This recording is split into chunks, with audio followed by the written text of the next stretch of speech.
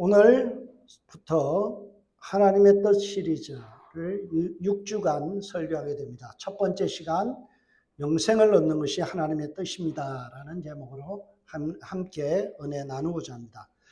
여러분, 세계적인 사업 전략 컨설팅 회사가 있습니다. 그 회사가 바로 베이 앤 컴퍼니라는 회사인데요. 여기에 이사로 계신 크리스 주크라는 사람이 책을 썼습니다. 이분이 10년 동안 잘 나가는 회사, 성장하는 회사를 10년 동안 연구하면서 그 회사들의 특징을 보니까 그 회사들의 특징이 있다는 거예요. 그게 뭔가 하면 핵심에 집중한다는 거예요. 여러 가지 또 많은 일에 하지 아니하고요. 정말 중요한 한 가지 사업 내지는 두 개의 사업에만 집중해서 그걸 기반으로 해서 점차 넓혀가는 그런 전략을 쓰고 있다라는 거예요. 여러분, 교회도 마찬가지입니다. 하나님의 핵심 가치를 코어 밸류를 가운데 놓고 사역하는 교회가 건강한 교회고 성장하는 교회며 그리고 성경적인 교회입니다. 성경에서 말씀하시는 하나님의 핵심 가치가 뭘까요? 성경이 말하고 있는 하나님의 핵심 가치, 그것은 바로 영생입니다. 영생. 여러분, 요한 1서 5장 13절에 보면 이렇게 이야기죠. 내가 하나님의 아들 이름을 믿는 너에게 이것을 쓴 것은, 성경이 기록된 목적을 이렇게 얘기합니다. 너희로 하여금 너에게 영생이 있음을 알게 하려 합니다. 여러분, 성경이 존재하는 이유가 뭐라고요? 여러분에게 영생이 있음을 알게 하기 위해서 기록됐다는 거예요. 성경을 백독을 해도 성경이 말하고 있는 핵심, 코어 밸류, 영생에 대해서 관심이 없고 영생에 대해서 어떤 깨달음이 없이 성경 백독 읽어도 아무런 소용이 없다는 거예요. 여러분, 성경을 읽는 목적은 딱 하나입니다. 뭐라고요? 영생을 우리가 가졌다라는 것을 확신하기 위해서. 영생만큼 성경에서 중요한 주제는 없습니다. 성경은 영생을 얻는 것이 하나님의 가장 핵심적인 뜻이라는 것을 우리에게 말씀해 주고 있습니다. 요한복음 6장 40절, 오늘 본문이죠. 내 아버지의 뜻, 하나님 아버지의 뜻은 아들을 보고 예수님을 보고 믿는 자마다 영생을 얻는 이것이니 마지막 날에 내가 이를 다시 살리라 하시리라. 하나님의 아버지의 뜻이 뭐라고 이야기합니까? 예수를 보고 믿어서 영생을 얻는 것. 여러분, 이것이 바로 성경이 기록된 목적이고 그리고 하나님의 분명한 뜻이라는 거예요. 여러분, 우리 찬송 가사 중에 어떤 게 있어요? 주님 뜻대로 살기로 했네. 주님 뜻대로 살기로 했네. 뒤돌아서지 않겠네. 여러분, 주님 뜻대로 살기로 했다는 이 말은요, 다른 뜻이 아니에요. 가장 먼저 우리가 해야 될 것은 영생을 얻는 거예요. 영생. 예수 그리스도를 믿고 보고 믿어서 영생을 얻는 것. 이게 바로 우리가 성경을 읽는 목적이고 성경을 암송하는 목적이고 그리고 우리가 신앙생활하는 목적이라는 거예요. 여러분, 성경을 109절, 1009절 외워도 영생을 얻지 못하면 그 사람은 성경을 잘못 읽고 있는 거예요. 암기력 테스트예요. 요한복음이 오늘 쭉 기록되어 있는데 요한일서도 요한이 쓴 것이고 요한복음도 요한이 쓴 거죠. 근데 요한복음의 최고의 주석가가 누군가 하면 D.A. 칼슨이라는 사람입니다. 이분이 오늘 본문을 주석하면서 이렇게 합니다. 하나님 아버지의 궁극적인 의지와 목적은 독생자 예수를 보고 믿는 모든 자에게 영생을 주는 것이다. 영생을 주는 것이다. 요한복음은 우리가 잘 아는 구절이 있어요. 그게 뭐예요? 요한복음 3장 16절. 하나님이 세상을 이처럼 사랑하사 독생자를 주시니 이는 그를 믿는 자마다 멸망치 않고 영생을 얻게 하려 하십니다. 여러분, 주일학교 학생도 아는 이 성경 구절의 핵심이 뭐예요? 영생을 얻게 하려 하십니다. 하나님의 가장 확실한 뜻이 뭐냐? 영생이라는 것입니다. 그러면 여러분 영생이 뭔가요? 제가 복음 시리즈 하면서도 설명을 들었는데요. 영생에 대해서 많은 분들이 기독교인들이 뭔가 오해하고 있어요. 영생 그러니까 영원한 생명 이까지는 풀어서 설명을 해요. 단순히 오래 사는 것이 영생일까요? 살아있는 것이 영생일까요? 여러분 영생이란 영원한 생명이란 이 말을 우리가 영생이라고 생각하면 이런 반문이 들어와요. 내가 지금 호흡하고 숨 쉬고 있잖아요. 그렇죠? 그러니까 나는 영생, 지금 살아있는데 뭔 또 영생을 이야기합니까? 내가 살아있는 동안은 나하고 영생이랑 이 단어는 그렇게 중요하지 않습니다. 이렇게 우리가 이야기할 수 있죠. 그러나 그것은 영생에 대해서 오해하기 때문에 그렇습니다. 영생을 오해하고 있다는 거예요. 우리가 가지고 있는 육체적인 생명을 성경은 비오스라고 이야기합니다. 헬라어로 비오스라는 단어는요, 여기서 나온 말이 바로 생물학, 바이올로지입니다. 육체적인 생명을 이야기할 때는요, 비오스를 써요. 우리가 육체적으로 살아있다고 해서 영생을 얻은 것이 아닙니다. 영적인 생명을 소유하지 못한 사람은 영적으로 죽은 거예요. 성경은 분명히 육체적인 생명과 영적 생명을 다 구분해서 씁니다. 성경에서 보면 영적 생명을 헬라어로는 조에라고 표현합니다. 영적 생명과 육적인 생명은 다르다는 거예요. 우리가 육체적으로 숨을 쉬고 있고 걸어다니고 먹고 살아가는 것이 이것은 육체적인 생명이에요. 그러나 영적 생명은 이것은 다른 차원이에요. 우리가 성경에 보면 거듭나지 못한 예수 믿지 않는 사람을 보고 뭐라 그래요? 너는 영적으로 죽었다 그러잖아요.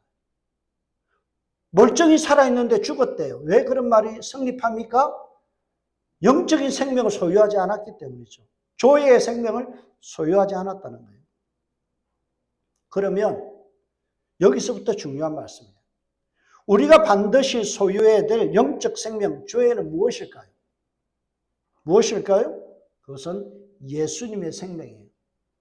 예수님의 생명으로 살아가는 것이 영생을 얻는 거예요. 요한일서 1장 5절에서 11절에서 12절 보세요. 또 증거는 이것이니 하나님이 우리에게 영생을 주신 것과 생명이, 이 생명이 영원한 생명이 그의 아들 안에 있는 그것이라. 아들이 있는 자, 예수를 소유한 자에게는 생명이 있고 영원한 생명이 있고 하나님의 아들이 없는 자에게는 생명이 없느니라.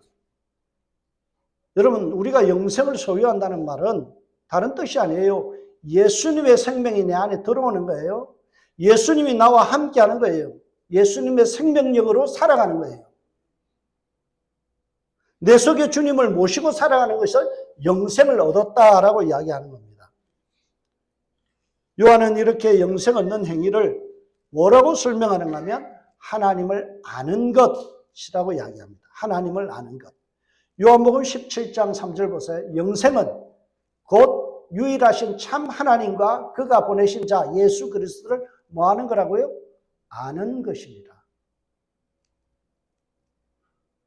여러분 여기서 알다라는 단어가 참 중요한데요. 디노스코라는 이 단어는요. 체험적으로 아는 거예요. 헬라어서 오이다라는 것은 지식으로 아는 거예요.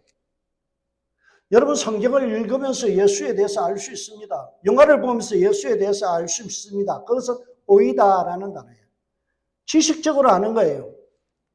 그러나 내가 그분을 체험적으로 알지 못해요. 나의 인생의 주인으로 예수 그리스도가 나의 구원자라는 사실을 체험적으로 아는 것을 우리는 디노스코 알다라는 단어를 씁니다. 이 단어를 히브리어로는요 야다라는 단어를 씁니다. 야다. 이 대표적으로 두 구절인데 호세아 6장 3절에 보면 이런 말씀 있죠. 여호와를 힘써 알라. 여호와를 힘써 알자. 이 알자라는 단어가 바로 야다. 오늘 여기에 있는 기노스코하고 같은 말이에요. 체험적으로 여호와를 아는 것, 이걸 갖다가 영생을 얻는 거예요. 예수를 체험적으로 알아야 돼요. 지식적으로 귀로 듣는 것으로는 아무런 소용이 없어요. 그 사람은 영생을 소유한 게 아니에요. 예수에 대해서 많은 지식을 갖고 있다고 그 사람이 신학자라고요? 그것은 영생을 얻지 못해요. 신학자들 중에서도 영생 얻지 못하고 지옥 가는 사람 많습니다. 교회 안에서도 어렸을 때 예수에 대해서 알았어요. 들었어요. 그것이 우리를 구원하지 못합니다. 영생을 주지 못해요. 예수님을 내 인생의 책임적으로 알아야 돼요. 대표적인 구절이요. 이 알다라는 단어가요. 기노스코라는 단어가 어디 있는 건 마리아가 고백하는 나는 처녀에게 남자를 알지 못한다. 그 말이에요. 갑자기 마리아가 임신을 하게 되잖아요. 나는 남자와 성관계를 가진 적이 없습니다. 그럴 때 알다라는 단어를 써요. 이 기노스코라는 말, 또 히브리는 야다라는 말은요, 체험적으로 하는 거예요. 창세기 4장 1절에 보면 이런 내용이 나와요. 아담이 하와와 동침함에 잉태하여 가인을 낳으니라. 여기 동침하다라는 단어가 바로 야다라는 단어예요. 오늘 본문의 기노스코라는 단어예요. 이 말은 뜻이 뭐예요? 부부 관계로 아는 거예요. 우리 사모를 여러분 다 알아요. 모르는 구석은 많아요. 저만 알아요. 왜요? 우리는 한 입을 듣고 사는 사람이니까. 내가 아는 것보다 여러분이 더 아내를 알 수 없어요. 체험적으로 아는 것, 이게 뭐라고요? 하나님을 아는 거예요. 예수님을 아는 거예요. 바울은 이것을 이렇게 설명합니다. 바울은 이렇게 했습니다. 내가 그리스도와 함께 십자가에 못 박혔나니 그런즉 이제는 내가 산 것이 아니요 내 안에 그리스도께서 사신 것이라. 갈라디아서 2장 20절 말씀이죠. 여러분, 그리스도가 내 안에 사는 것, 그분이 나의 인생의 주인 되시고 그분이 나를 이끌어 가시고 그분의 결정대로 순종하는 삶, 이게 예수 믿는 거예요. 이게 영생을 얻는 거예요. 예수 믿는다, 영생 얻었다 하면서 주님 뜻대로 살지 않고 내 뜻대로 살고 내 고집대로 살고 내 주장대로 살고, 이건 뭐예요? 영생 얻은 사람이 아니에요. 성경이 이렇게 말씀해요. 그 열매로 나무를 알지니, 삶의 열매를 보면 그 사람이 예수의 사람인지 아닌지가 드러난다는 거예요. 지 고집대로 살고 지 마음대로 살면서 나는 예수 믿어요. 껍데기예요. 죽정이에요. 예수의 사람은요, 그 열매로 드러나는 거예요. 그리스도가 나의 인생의 주인 되셔서 그분이 나를 이끌어가는 거예요. 성질대로 사는 게 아니에요. 내 욕심대로 사는 거 아니에요. 그게 뭐라고요? 그렇게 살아가는 것은요, 예수의 사람이 아니라는 거예요. 나는 죽었어요. 그리스도와 함께 십자가에 못 박혔어요. 죽은 시체가 뭘 주장이 있어요. 이제는 내 그리스도께서 나를 이끌어 가시는 거예요. 그걸 영생이라고 이야기하는 거예요. 이게 신앙의 본질입니다. 핵심입니다. 영국에 탁월한 신학자였던 제임스 패커라는 사람이 있습니다. 이분이 쓴 하나님을 아는 지식이라는 책을 썼어요. 하나님을 아는 지식에서 이 책은요, 신앙생활을 하면서 종교적인 활동이나 하나님에 대한 정보만 수집하는 데 분주한 그리스도인들이 우리의 신앙을 바꿔야 된다. 어떻게 해요? 하나님을 인격적으로 아는 것. 하나님을 인격적으로 체험하는 것. 여기에다가 초점을 하죠. 정보를 수집하는 것이 아니라 하나님을 인격적으로 아는 것을, 그것을 신앙의 본질로 삼고 집중하라는 거예요. 이게 신앙의 핵심입니다. 여러분, 예수님을 인격적으로 만나야 돼요. 예수님을 인격적으로 만나야 돼요.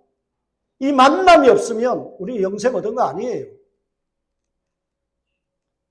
그러면 어떻게 하면 신앙의 핵심인 영생을 우리가 얻을 수 있나요? 어떻게 하면 영생을 얻을 수 있나요? 오늘 본문은 정확하게 제시합니다. 뭐라고요? 아들을 보고 믿는 자마다 영생을 얻는 이것입니다. 예수님을 뭐 해야 된다고요? 보고 믿어야 된다. 여러분, 영생을 얻는 두 가지 조건을 이야기합니다. 첫 번째는 보는 거예요. 두 번째는 믿는 거예요. 우리 한국 교회는요, 보는 거에 대해서 관심이 없어요. 다 뭐라고 있어요? 믿는 것만 강조를 해요. 근데 성경은 분명히 얘기합니다. 예수를 보고 믿으라. 덮어놓고 믿는 게 아니에요. 펴놓고 믿는 거예요. 보고 믿는 거예요. 과연 예수가 성경이 말씀하는 구약에 말씀하는 예언자가 맞는지 구원자가 맞는지를 보고 믿어야 돼요. 따져보면 믿는 거예요. 많은 사람들이 믿음 만능주의로 예수를 믿으면 구원받는다 이 말을 들어가지고 우리가 체험하고 보는 것에 대해서 굉장히 믿음 없는 것처럼 그렇게 이야기를 해요. 아니에요. 우리가 이게 많은 오해를 얻는 게 뭔가 하면 요한복음 3장 15절에 보면 이는 그를 믿는 자마다 영생을 얻게 하려 하십니다. 그러니까 우리가 믿으면 된다라고 생각을 해요. 그냥 덮어놓고 예수 믿으면 되지. 근데 성경은요, 보고 믿으라는 거예요. 이 보다라는 단어가 굉장히 중요한데요. 테오론이라는 이 단어는 주의 깊게 관찰하여 주목하여 깨닫는 거예요. 예수님이 과연 메시아인지 아닌지를 보고 깊이 관찰하고 주목하여 깨달아 믿는 거예요.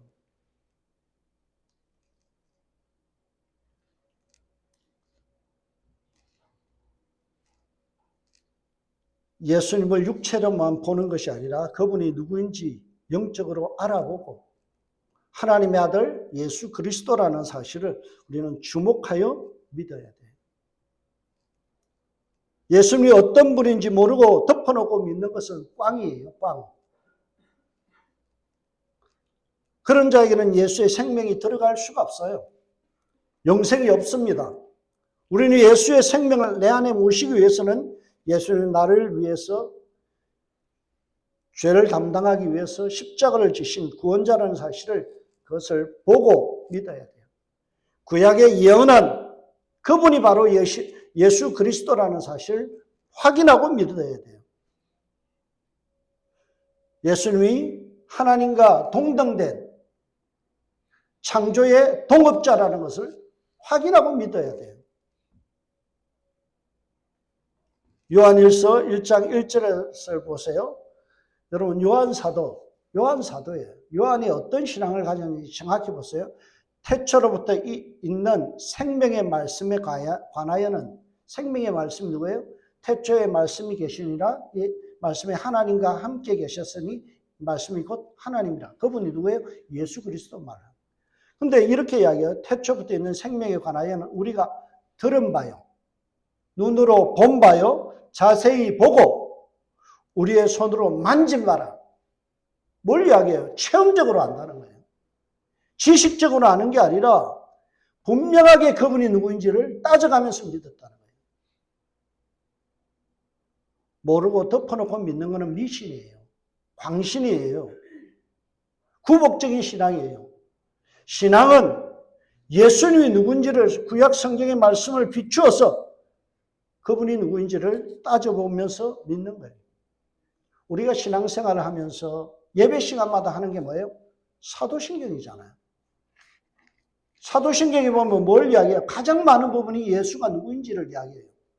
그의 아들 우리 주 예수 그리스도를 믿사오며 이는 성령으로 하면서 쭉 나와요. 여러분 예배 시간마다 우리가 사도신경 왜 고백하나요? 그분이 예수님이 내가 체험한 그분입니다. 내가 믿는 신앙의 내용이 이런 겁니다. 예수님이 누구인지를 우리는 신앙생활하면서 예배 시간마다 고백하는 거예요. 내가 체험한 예수. 그분을 우리는 고백하는 겁니다. 그런데 이 신앙이요.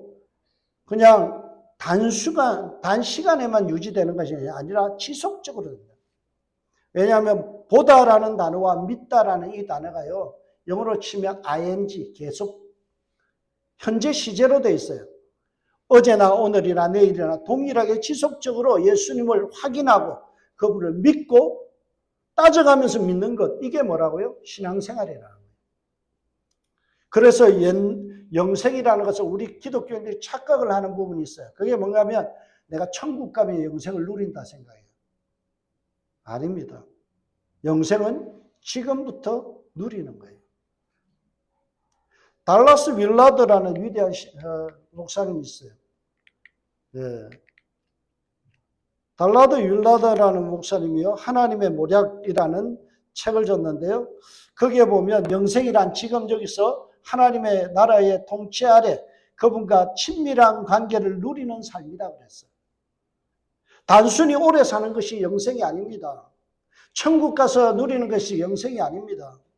지금부터 예수님이 내 마음에 오셔서 나와 친밀한 교제를 누리고 그분이 다스리는 대로 살아가는 것을 영생이라고 이야기합니다. 영생은 지금부터 누리는 거예요. 친밀한 관계를 주니까 누리는 거예요. 여러분, 많은 사람들이 영생 그러면 우리만 예수 믿는 사람만 영생이 있는 줄 알아요. 아니에요. 여러분, 지옥 가는 사람들은 영원히 삽니다. 지옥에서 영원히 고통받으면서 사는 거예요. 그것도 영원히 사는 거 아니에요? 우리는 천국에서 영원히 살고 그들은 지옥에서 영원히 살아요. 우리와 그들의 차이가 뭡니까? 예수님이 내 인생의 주인으로 천국에서 주님과 교제하면서 살아가는 게 그게 천국이에요. 우리 찬송 오늘 불렀잖아요. 예, 높은 산이 거친들이 초막이나 궁궐이나 내 주 예수 모신 곳이 그 어디나 하늘나라. 할렐루야 찬양하세요. 이렇게 나가잖아요. 여러분, 내 주 예수 모신 곳이 그 어디나 어디라고요? 천국이라는 거예요. 천국은 우리가 죽어서 가는 데가 아니라 오늘도 주님과 함께 동행하면서 주님 안에서 살아가는 삶. 그게 뭐예요? 바로 천국이죠. 성령 안에서 우리가 살아가는 것이 바로 영생입니다. 찬송가 436장 나 이제 주님의 새 생명 얻음. 2절의 가사에 보세요. 주 안에 감추인 새 생명 얻으니 영생을 얻으니 이전에 줬던 것 이제는 값없다. 왜요? 가치관이 바뀌는 거예요. 천국의 가치관으로 주님 모시고 사니까 주님 모신 그 어디나 하늘나라는 거예요. 하늘의 은혜와 평강을 맛보니 찬송과 기도로 주와 함께 살리라. 주님과 동행하는 삶이 뭐예요? 찬송과 기도하는 삶이에요. 왜요? 은혜와 평강을 누리니까. 영생을 누리며 뭐 한다고요? 주 안에 살리라. 주 안에 살리라. 오늘도 내일도 주 함께 살리라. 영생의 삶은요, 죽어서 천국 가서 누리는 게 아니에요. 지금 여기서 오늘도 내일도 숨쉬며 살아가면서 찬송하고 기뻐하면서 기도하면서 평강과 은혜를 맛보면서 영생을 누리는 게 이게 그리스도인의 삶이에요. 이게 영생이에요. 그래서 우리가 부르는 찬송 있잖아요. 뭐예요? 내가 매일 기쁘게 순례의 길 행하면. 여러분 지긋지긋하잖아요. 힘들잖아요. 아프잖아요. 그런데 우리가 어떻게 내가 매일 기쁘게 순례의 길을 행하여? 왜요? 하늘의 은혜와 평강을 오늘도 맛보니까. 주님이 주시는 은혜 때문에요. 주님과 동행하는 이 기쁨 때문에 천국을 누리는 거예요. 초막이나 궁궐이나 상관없이 하루하루 살아가는 것이 은혜의 삶이에요. 여러분, 천국은요, 죽어서 누리는 게 아니라 오늘 우리의 삶 속에 누리는 거예요. 이것을 영국의 저명한 신학자가 C.H. 다드라는 사람이 뭐라고 얘기했는가 하면 실현된 종말론. 실현된 종말. 이미 실현됐다는 거예요. 천국이 지금 내 안에 들어왔다는 겁니다. 이게 실현됐다는 거예요. 주님과 함께 살아가는 그 하루하루의 삶이 천국 삶이라는 거예요. 하나님이 영원히 내 안에 계시면서 나를 인도하시고 지도하는 것. 이게 영생의 삶이에요. 여러분이 현재 영생을 누리고 있습니까? 내 삶에 내가 죽고 그리스도가 사시는 삶을 드러나고 있습니까?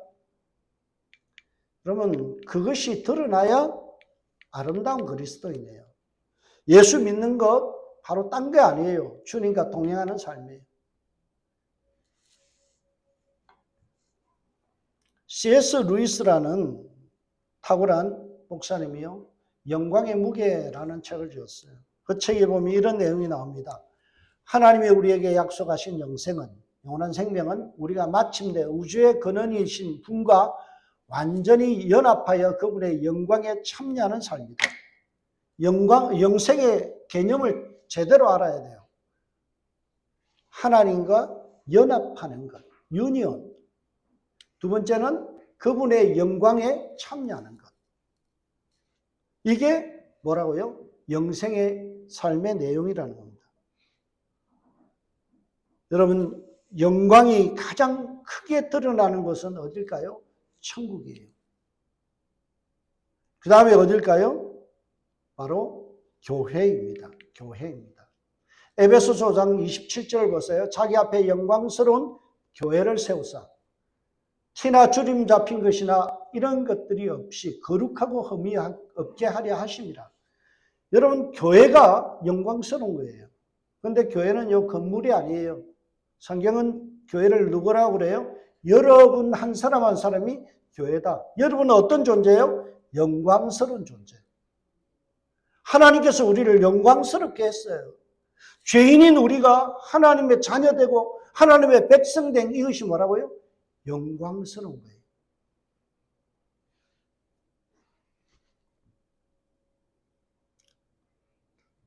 달라스 윌라라는 신학자가 있습니다.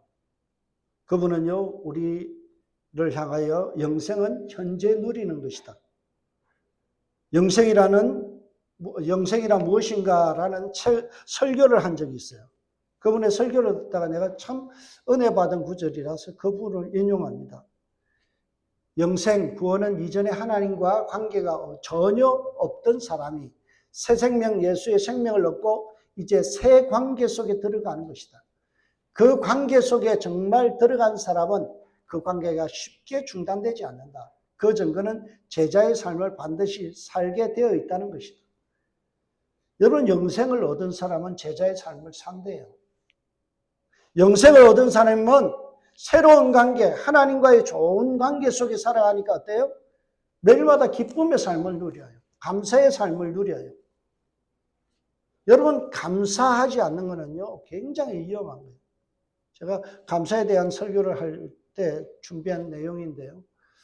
신라굴에 보면요, 사단, 마귀가, 루시퍼가 타락한 원인을 뭐라고 이야기하는 겁니까? 신라굴에는요, 그가 마땅히 하나님께 드려야 될 감사를 잃어버렸기 때문에. 피조물된 우리가 하나님 앞으로 지원받은 우리인데, 은혜 받은 우리인데 감사하지 않는 것, 그건 마귀나 하는 짓이다. 여러분, 인생에서 계속 불평하는 분이 있어요. 끊임없이 짜증 부리는 분이 있어요. 그 마귀한테 넘어가는 겁니다. 지극히 영광스러운 하나님의 백성 되었는데 우리가 짜증 부릴 게 뭐 있어요? 하나님의 모략이라는 책을 딱 한 줄로 요약하면요, 영생은 주님과 친밀한 교제 가운데서 세상과 만물을 다스리시며 영원히 사는 것인데 그것은 오늘 현재부터 이미 시작되었다는 것이다. 영생은 죽어서 가는 천국이 아니라 오늘도 주님과 동행하는 삶, 주님이 이끄시는 대로 순종하며 따라가는 삶, 이게 영생이에요. 고린도후서 4장 17절, 지극히 크고 영원한 영광에 중한 것을 우리에게 이루려 하니, 하나님이 원하는 게 뭐예요? 우리가 영광스러운 삶을 살아가는 거예요. 하나님의 뜻이 뭐예요? 우리가 영생을 누리고 주님과 교제하면서 주님이 이끄시는 대로 순종하며 살아가는 삶, 그래서 영광스러운 삶이에요.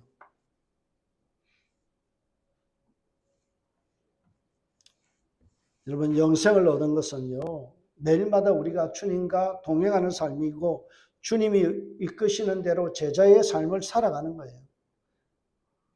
영생을 소유한 교인은요, 첫 번째 우리가 신경 써야 될 게 있어요. 그게 뭔가 하면 바로 그리스도와의 연합, 그리스도와의 연합이에요.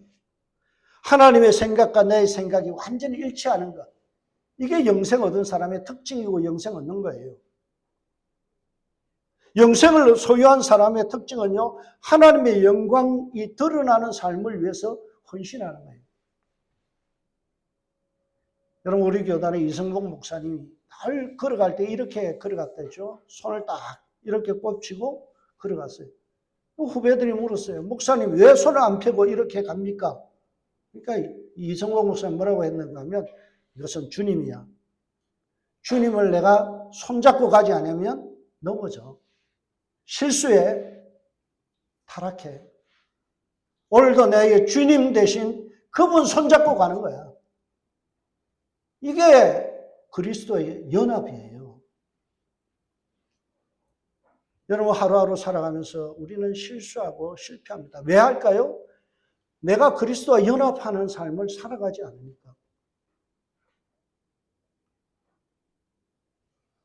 하나님의 영광이 드러나는 것을 위해서 결정하지 않고 거기에 헌신하지 않으니까.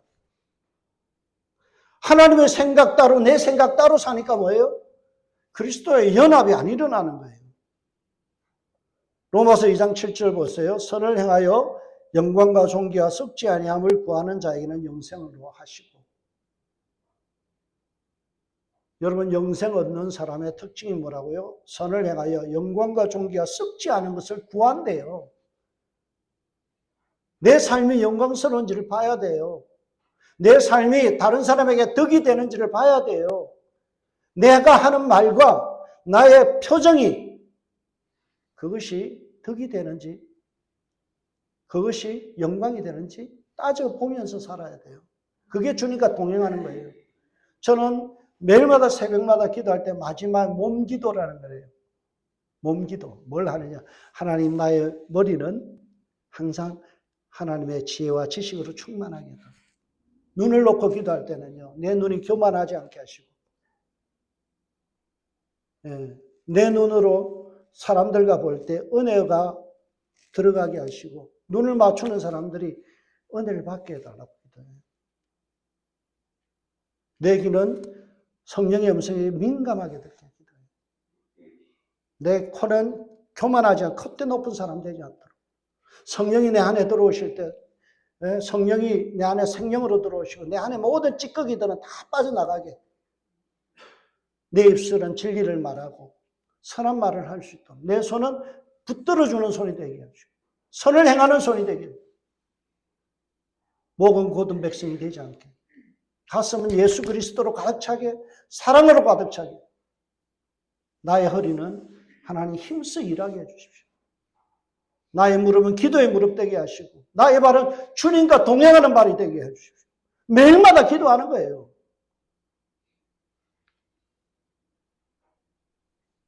이런 삶이 뭐라고요? 영생을 소유하고 주님과 동행하는 삶이고 그리스도 연합된 삶이에요. 여러분 눈만 떴다고 살아가는 게 아니에요. 눈을 떴으면요. 우리가 몸기도 하세요. 아침에 일어나면요. 내 머리 잡고 기도하세요. 하나님 영적 분별력을 주십시오. 내 생각은 예수 그리스도만 생각하게 해주십시오. 내 눈은 하나님 주의 귀한 법을 보게 해달라고 기도하는 거예요.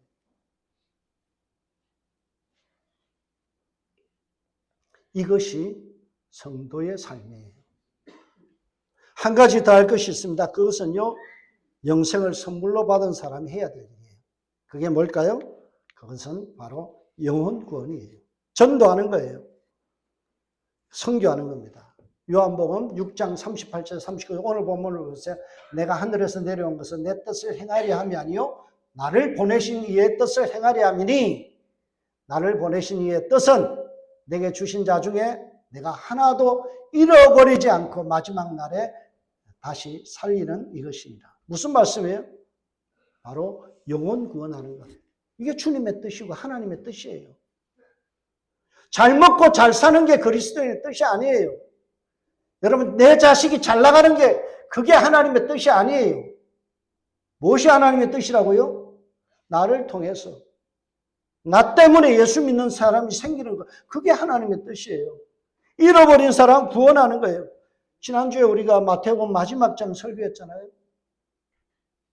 가서 모든 족속으로 제자를 삼아라. 나하고 똑같은 사람 옆에 데려다 앉혀놔라. 이게 본질적인 사역이에요. 하나님의 뜻이에요. 복음 전도와 선교가 하나님의 뜻이에요. 노먼 루이스라는 사람이 하나님은 무엇을 원하시는가라는 책을 썼어요. 거기에 보면 하나님의 원하시는 뜻은 복음 전도다. 가서 모든 족속으로 제자를 삼아라. 이 말씀을요. 우리는 이렇게 이야기해요. The Great Commission. 지상명령. 이 땅에서 가장 큰 명령, 가장 위대한 명령이 뭐라고요? 전도하는 것, 영혼 구원하는 것. 이 말씀에 순종해야 돼요. 많은 사람들이 이 말씀에 순종하여 전도합니다. 그런데요, 정착률이 20%에서 30%밖에 안 돼요. 왜 전도한 사람의 70%, 80%가 전도되었다가 정착하지 못하고 교회를 떠날까요? 왜 그럴까요? 그것은 영혼을 대하는 태도가 잘못됐기 때문에. 여러분 잘 들으세요. 우리 교회는요, 좀 매너 좀 갖춥시다. 우리 교회는요, 좀 신사적이어야 돼요. 여러분, 우리 그리스도인들이 예수 믿도록 실컷 전도해놓고 전도한 사람들이 떨어져 나가는 이유의 대부분은요, 상처받아서 나가요. 실망해서 나가요. 실족해서 시험에 들어서 나가는 거예요. 오늘 본문, 오늘 우리가 본문이 마태복음, 요한복음인데 마태복음에 보면 18장 14절에 보면 이와 같이 작은 사람들 가운데 하나라도 잃어버린 것, 그것은 하나님의 뜻이 아니다라고 말씀하죠. 작은 사람 하나라도 잃어버린 게 하나님의 뜻이 아니래요. 작은 사람이라는 말은요, 어떤 부분에서 비중 없는 사람, 기여도가 없는 사람, 볼품 없는 사람, 그런 사람을 고아, 가부와 객들을 어때요? 우리는 하찮게 여겨요. 그래서 그런 사람들이 떨어져 나가요. 여러분, 초신자들은 교회 와서 하나님을 보는 게 아니라 누굴부터 봐요? 옆에 앉아 있는 사람부터 봐요. 옆에 앉은 사람의 얼굴이 밝은가? 옆에 앉은 사람이 은혜로운가? 옆에 앉은 사람이 성령 충만한가?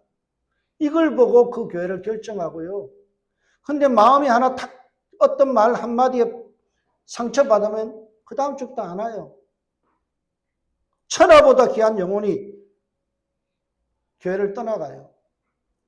이 잃어버린 양의 비유가 마태복음 18장 10절부터 14절에 있는데요. 여기에 보면 이렇게 돼 있어요. 너희는 이 작은 사람들 가운데서 하나라도 업신여기지 않도록 조심하라.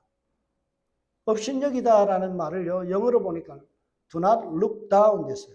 아래로 깔아보지 말라는 거예요. 한 수 아래로 보지 말라는 거예요. 많은 사람들이요, 내가 많이 배웠다는 이유로 한 수 아래로 봐요.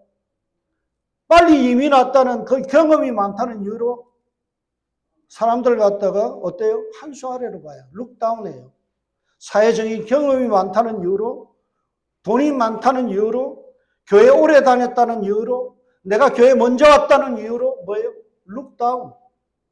사람을 업신여겨요. 그래서 뭐예요? 쟤는 안 돼. 평가해요. 지적해요. 영혼을 잃어버리지 않기 위해서는 우리는 뭐 해야 된다고요? Do not look down.